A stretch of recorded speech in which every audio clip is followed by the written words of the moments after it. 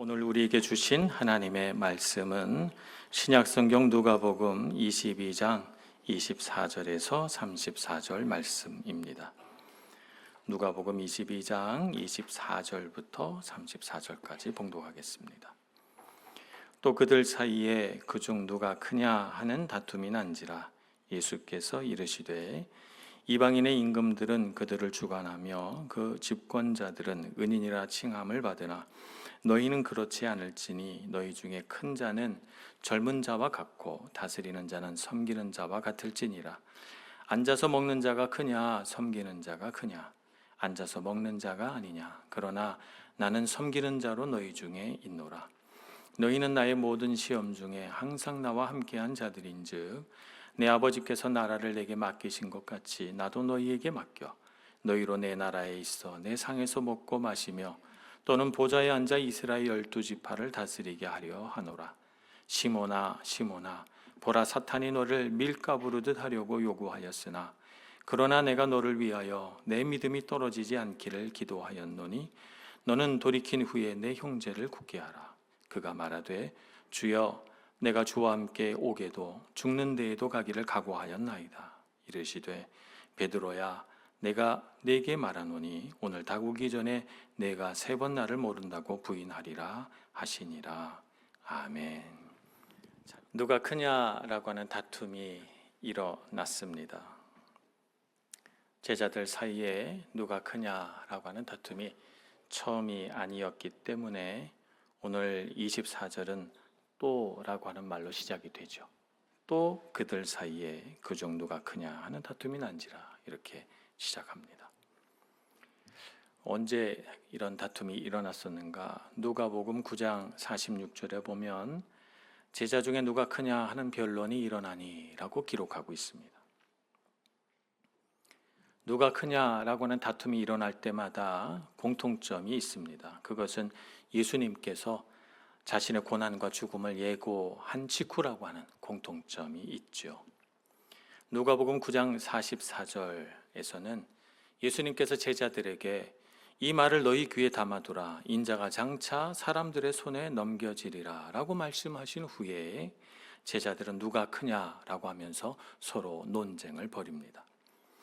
22장 오늘 본문에서도 성만찬을 통해서 예수님이 자신의 고난과 죽음에 대하여 말씀하신 후에 제자들 가운데 누가 크냐라고 하는 다툼이 벌어집니다. 제자들은 예수님의 말씀을 듣지 못한 것일까요? 제자들은 왜 이러는 것일까요?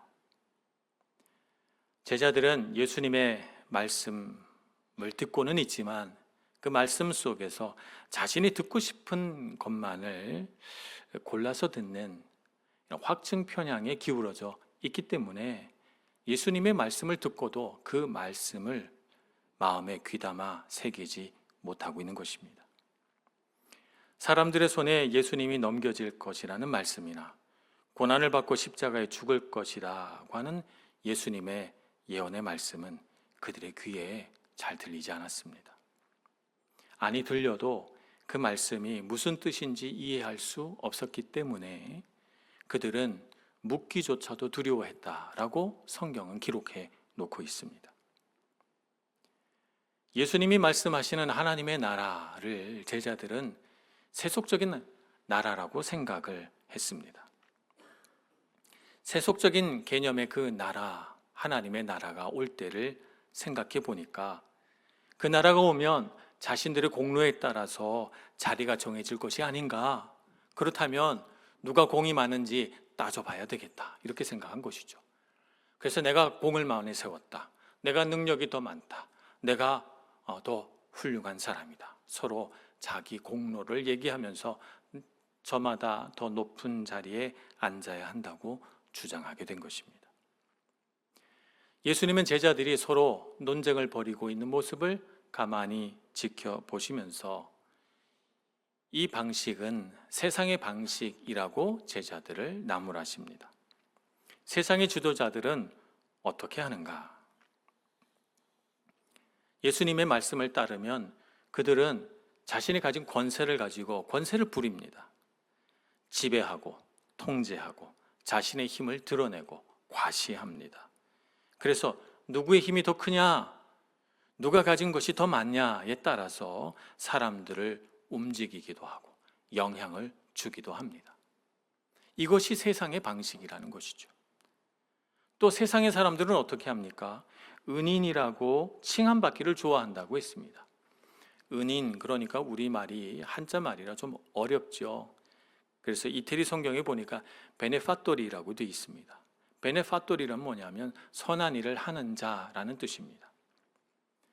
그러니까 선한 일을 하는 자라고 불려지기를 좋아한다는 것입니다.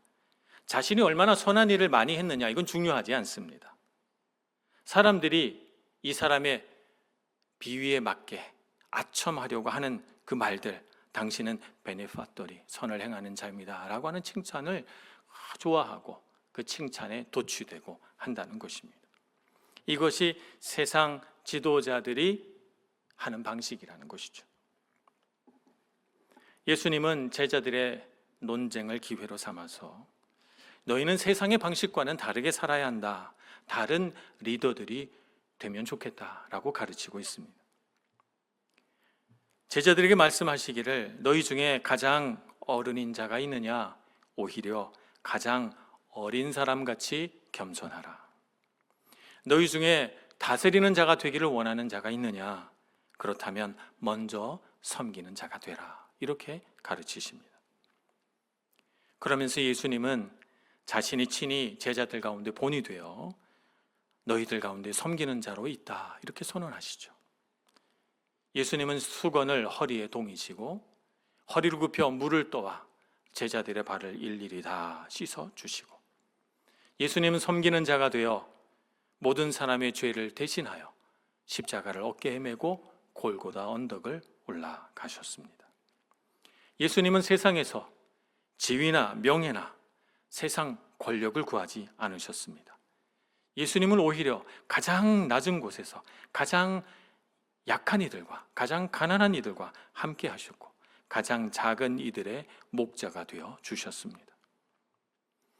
예수님을 만나기 원하는 사람은 어디로 가야 할까요? 예수님을 만나기 원한다면 낮은 곳으로 가야 합니다. 예수님은 높은 곳에 계시지 않고 가장 낮은 곳에 계시기 때문입니다. 제자들이 오늘 예수님의 가르침을 잘 이해하지 못하고 서로 누가 크냐라고 다툼을 벌일 수밖에 없는 까닭은 어디에 있을까요? 그들의 시선이 높은 곳을 바라보고 있기 때문입니다. 예수님이 없는 곳 말입니다. 예수님은 낮은 곳에 계십니다. 지금도 가장 낮은 곳에서 우리 같은 죄인을 부르시고 회복시키시려고 지금도 일하고 계십니다. 11월 한 달은 우리 교회에서 리더십을 세우는 달이죠. 우리 교회 리더십 중에 가장 나이가 어린 리더십은 청소년부 학생회장일 것입니다. 청소년부 학생회장, 청년부 회장, 남전도회 회장, 여전도회 회장, 오늘 대표 집사 선출에 이르기까지 우리 교회는 많은 리더십을 세웁니다. 그 외에도 많은 리더십들이 세워질 거예요.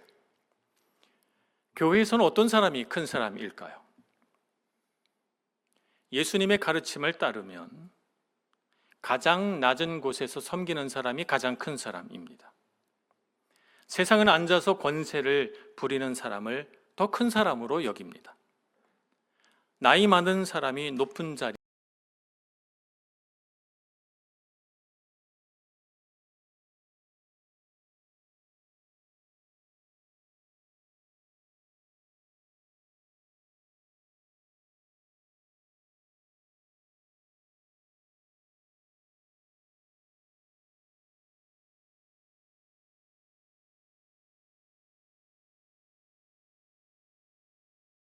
그런 사람을 귀하게 여겨야 합니다. 그래서 우리 그리스도인들이 리더십의 목표로 삼아야 하는 것은 사람들에게 얼마나 대접을 많이 받을까라고 하는 것이 아닙니다. 우리 모든 그리스도인의 리더십의 목표는 예수님처럼 가장 낮은 곳에서 가장 낮은 이들을 위하여 섬기는 자가 되는 것이 목표입니다. 그리고 가장 약한 자의 친구가 되어주는 것이 우리 리더십의 목표입니다. 우리 삶을 살아나가면서 이 사실을 잊지 않고 살아가기를 간절히 소원합니다. 그래서 우리 리더십이 사람들 앞에 서서 나 좀 대우해 주시오 라고 하는 것이 아니라 어디 내가 필요한 곳이 없을까? 낮은 곳으로, 더 낮은 곳으로 나아갈 수 있는 우리 모두가 되기를, 그런 리더 한 분 한 분이 되기를 간절히 소원합니다. 오늘 예수님께서는 섬김의 리더십에 대하여 가르치신 후에 곧바로 베드로를 향해 이렇게 말씀하십니다. 오늘 31절, 32절입니다. 시몬아 시몬아 보라, 사탄이 너를 밀가부르듯 하려고 요구하였으나 그러나 내가 너를 위하여 내 믿음이 떨어지지 않기를 기도하였노니 너는 돌이킨 후에 내 형제를 굳게 하라, 이렇게 당부하시죠. 이 말씀으로 보건대 먼저 우리가 짐작할 수 있는 사실은 베드로에게 믿음의 시험이 다가오고 있다는 것입니다. 밀을 까부른다라고 하는 것은 수확한 곡식을 먹을 수 있는 알곡과 먹지 못하는 쭉정이들로 분리하는 정제 과정을 밀 까부른다, 이렇게 말합니다. 쭉정이와 알곡이 막 뒤섞여 있는 수확물들을 큰 키에 담아서 바람이 잘 통하는 곳에 가서 이렇게 키질을 하는 것을 까부른다, 이렇게 말합니다. 까분다가 아니고 까부른다, 이렇게 말하죠. 그러면 어떻게 됩니까? 무거운 알곡은 키에 그대로 떨어져서 키에 남고, 가벼운 쭉정이는 바람에 다 이렇게 흘러가서 그래서 땅에 떨어집니다. 그렇게 해서 온전한 알곡들을 다 구별해내는 정제 과정을 밀가부른다, 이렇게 말하죠. 예수님은 제자들에게 밀가부르듯 하는 시련과 시험의 시간이 올 것을 알고 계셨습니다. 사실 사탄이 밀가부르듯 하는 시험을 주는 목적은 뭐냐면 알곡을 얻으려고 하는 건 아니에요. 오히려 제자들의 믿음이 완전히 소멸되어서 모두 제자들이 쭉정이가 되는 게 사탄의 시험의 목표입니다. 그러나 선한 농부이신 우리 하나님 아버지께서는 그 시간을 그들 가운데 믿음 있는 자와 그렇지 못한 자를 구별하는 정죄의 시간으로, 정화의 시간으로 인도해 가시는 것이죠.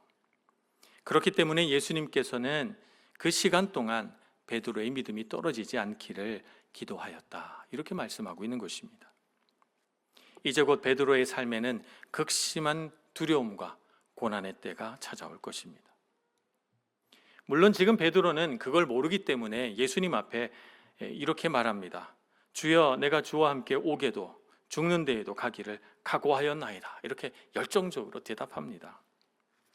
베드로의 대답은 겉으로 보면 참 충성스럽구나 이렇게 보이지만 사실은 자기의 힘과 자기 의지를 과신하고 있는 자기 확신에 기반한 대답이다, 이렇게 볼 수가 있겠습니다. 아직 진정한 자기 희생, 진정한 섬김의 의미를 깨닫지 못했기 때문에 여전히 인간적인 능력을 가지고 주님을 섬길 수 있다, 이렇게 생각하는 것이죠. 자기의 힘을 과신하고 있는 자기 확신과 교만은 하나님의 나라를 세우는 데 걸림돌이 됩니다. 왜냐하면 자기 확신을 가지고 이룬 성공은 자기의 능력을 자랑하기 마련이고 하나님의 영광을 가리는 데 영향을 미치는 것이기 때문입니다. 반대로 베드로가 실패하면 어떻게 되는가? 베드로의 실패는 그의 무능함을 드러내고 그가 가진 연약함의 부끄러운 얼굴을, 그 민낯을 여과 없이 다 보여줍니다. 고난을 통해서 베드로가 그와 같은 자기의 연약함을 깨닫게 됨으로써 예수님은 베드로가 자기 힘을 의지하는 신앙에서 벗어나 겸손히 예수님을 의지하는 신앙으로 나아가기를 바라셨습니다. 그래서 베드로를 위하여 기도하였다, 이렇게 말씀하고 있는 것입니다. 베드로의 실패는 예수님께서 주도권을 가지고 마련해 놓으신 그의 영혼의 정화 과정입니다. 그를 겸손한 지도자, 섬기는 지도자로 만들기 위한 연단의 과정이었다라고 말할 수 있겠습니다. 베드로는 자신의 삶 속에 예수님을 3번이나 부인하는 일이 일어날 줄 몰랐습니다. 막상 이렇게 예수님을 모른다, 나는 예수의 제자가 아니다 3번이나 부인하고 나니 자신의 이 부끄러운 행동 때문에 그 내면으로부터 자기에게 한 가지 심각한 질문이 떠오릅니다. 나는 과연 예수님의 제자로서 자격이 있는 것일까? 라고 하는 이 고통스러운 질문 앞에 서게 되는 것이죠. 이 질문 앞에서 베드로는 자신이 예수님의 제자가 된 것이 자신의 능력이나 자기의 수고 때문에 된 것이 아니라 온전히 이 연약한 자를 긍휼히 여기시고 사랑하신 하나님의 은혜였음을 깨닫게 됩니다. 아, 내가 제자가 된 것이 하나님의 은혜였구나 하고 말입니다. 이 은혜를 깨달음으로 베드로는 자기를 주장하지 않게 됩니다.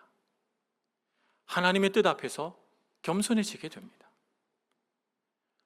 매 순간 주님의 은혜를 더 많이 사모하고 더 많이 깨닫는 사람으로 성장하게 됩니다. 사탄은 베드로가 이렇게 되기를 원하지 않았습니다. 사탄이 원한 것은 시험을 주어서 베드로의 믿음이 파괴되고 베드로가 쭉정이가 되기를 바랬지만 예수님은 이 과정을 오히려 은혜로 이용하셔서 베드로를, 제자들을 정화시켜 주시고 더 강한 믿음의 소유자로 변화시켜 주셨습니다. 그래서 예수님은 베드로가 실패를 경험한 후에 오히려 더 큰 영적인 영향력을 갖게 될 것이라고 말씀하고 있는 것입니다. 그래서 32절에 너는 돌이킨 후에 내 형제를 굳게 하라 이렇게 말씀하고 있는 것입니다. 베드로의 실패는 제자의 삶을 무너뜨리는 것이 아니라 오히려 더 견고하게 만들 것이라고 주님은 말씀하고 있습니다. 시험을 통과한 믿음은 견고하고 강한 믿음이 되어 다른 사람들이 시험이 왔을 때 흔들리지 않도록 붙잡아주는 역할을 합니다. 결과적으로 보면 우리 삶의 고난, 우리 삶의 실패의 과정도 베드로에게 있었던 것처럼 하나님의 은혜와 섭리의 과정이었음을 깨닫게 됩니다. 이스라엘에서 가장 위대한 리더를 누구로 꼽는가 하면 모세로 꼽습니다. 모세는 이스라엘 역사상 가장 위대한 지도자였습니다만 그의 삶의 시작은 베드로보다 훨씬 심각한 문제로부터 시작이 됩니다. 그는 살인자로부터 그의 인생이 시작되기 때문입니다. 하나님은 모세의 인생에서 가장 화려했던 애굽의 왕자 시절에 그의 능력을, 그의 지위를, 그의 젊음을 사용하지 않으셨습니다. 그가 자기를 의지하던 그 젊은 시절의 화려한 시절은 충동적인 살인으로 허무하게 끝나고 맙니다. 하나님은 언제 모세를 사용하셨습니까? 그가 살인자가 되어 광야로 도망해서 40년간을 방황하면서 그가 점차 그 과정 가운데서 겸손하고 약해져서 그래서 하나님이 쓸만한 도구로 만들어진 그때에 하나님께서 모세를 부르십니다. 모세의 실패는 그의 리더십을 수행하는데 방해가 된 것이 아니라 오히려 하나님만을 의지하는 믿음의 통로가 된 것입니다. 그가 하나님의 뜻대로 출애굽한 이스라엘 백성들을 인도하게 되었을 때, 그들을 이끄는 지도자가 되었을 때 그에게 가장 중요한 리더십의 덕목이 무엇입니까? 하나님만 붙드는 것입니다. 그 하나님만 붙드는 믿음은 그의 실패를 통해 이루어진 것이었습니다. 하나님께서 쓰시고자 하는 사람은 실수하지 않는 완벽한 사람이 아닙니다. 자신의 약함과 실패를 정직하게 인정하고 주님의 은혜 가운데에서 돌이킨 사람을 하나님께서 쓰십니다. 사도 바울은 예수님을 만나기 전에 그는 참 대단한 사람이었습니다. 당시 가장 유명한 랍비, 유대교에 따르면 역사상 3대 랍비 중에 한 사람으로 일컬어지는 가말리엘로부터 고등교육을 받은 사람이었습니다. 그는 신분상으로는 바리새인으로서 많은 사람들에게 존경받았고 재산상으로도 부요해서 능력 있는 사람으로 인정받는 그런 사람이었습니다. 그런데 예수님께 부르심을 받았을 때 그가 깨닫게 된 것은 무엇입니까? 그동안 자신이 의지하고 자랑했던 자신의 힘과 지식은 예수님 앞에, 그 십자가 은혜 앞에 다 배설물과 같이 하찮은 것이었구나 하는 것을 알게 됩니다. 그래서 그는 자기의 이름을 사울에서 바울로 바꿉니다. 바울이라는 이름의 뜻은 작은 자라는 뜻입니다. 그가 이름을 이렇게 작은 자로 바꾼 것은 주님께서 십자가에서 베푸신 은혜가 가장 귀한 줄을 알았기 때문입니다. 그 크신 은혜 앞에서 자신이 얼마나 작은 자인가 하는 것을 자기 고백적인 의미로 작은 자라고 이름을 붙인 것이죠. 그는 고린도후서 12장 9절에서 이렇게 고백합니다. 나에게 이르시기를 내 은혜가 내게 족하도다. 이는 내 능력이 약한 데서 온전하여짐이라 하신지라. 그러므로 도리어 크게 기뻐함으로 나의 여러 약한 것들에 대하여 자랑하리니 이는 그리스도의 능력이 내게 머물게 하려 함이라고 고백합니다. 그리스도인의 리더십은 무엇입니까? 이 고린도후서 12장 9절에 다 담겨 있다라고 말할 수 있겠습니다. 그리스도를 위하여 감당한 모든 약한 것들, 그리스도를 위하여 감당한 모든 치욕과 모욕, 그리스도를 위하여 그가 발휘한 모든 능력, 그가 수고한 모든 시간들은 온전히 그리스도의 능력이 자기의 삶에 머물게 하는 힘이 되었던 것입니다. 그래서 사도 바울은 자기가 가장 약한 그때가 자기가 가장 강한 때가 되었다고 고백하고 있는 것입니다. 우리는 다 이런 사람이 되기를 소망합니다. 우리 교회에서는 어떤 사람이 높임을 받아야 되겠습니까? 우리 교회에서는 자기가 약한 줄을 알고 그리스도 안에서 강한 자 되려고 애쓰는 자가 귀하게 여김을 받아야 되겠습니다. 이런 사람들 중에 리더가 세워져야 합니다. 자기의 지혜와 능력을 자랑하는 자보다 베드로처럼, 모세처럼, 바울처럼 주님 앞에 겸손하게 연단된 믿음의 사람, 이런 사람들이 우리 교회에 가득하기를 소망합니다. 이런 사람들 중에 약함의 리더십을 가지고 가장 낮은 곳에서 가장 작은 자를 겸손히 섬기는 사람들이 우리 교회의 귀한 리더로 세워지기를 소망합니다. 우리 한 사람 한 사람이 그렇게 연단되기를 소망합니다. 그래서 우리 교회에 정말 세상에서 귀한 사람들, 세상에서 찾아볼 수 없는 겸손하고 헌신된 사람들로 가득해서, 그래서 그런 귀한 하나님의 사람들로 부요한 교회 되기를 간절히 소원합니다. 기도하겠습니다.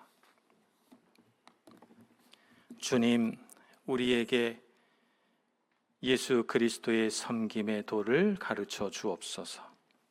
세상은 저마다 자기의 지위를 자랑하고 자기의 소유를 자랑하지만 하나님, 우리는 오직 예수 그리스도만 자랑하게 해 주옵소서. 우리 안에서 그리스도의 능력이 높아지고 우리에게 베풀어 주신 주님의 사랑과 은혜가 자랑거리가 되고 주님께서 우리와 함께 계심이 우리에게 기쁨이 되게 해 주옵소서. 귀한 리더들 뽑아갈 때 그런 사람들로 인하여 감사하고 그런 사람들이 넘쳐남으로 주님께 영광 돌리는 우리 교회 되게 해 주옵소서. 예수님의 이름으로 기도합니다. 아멘.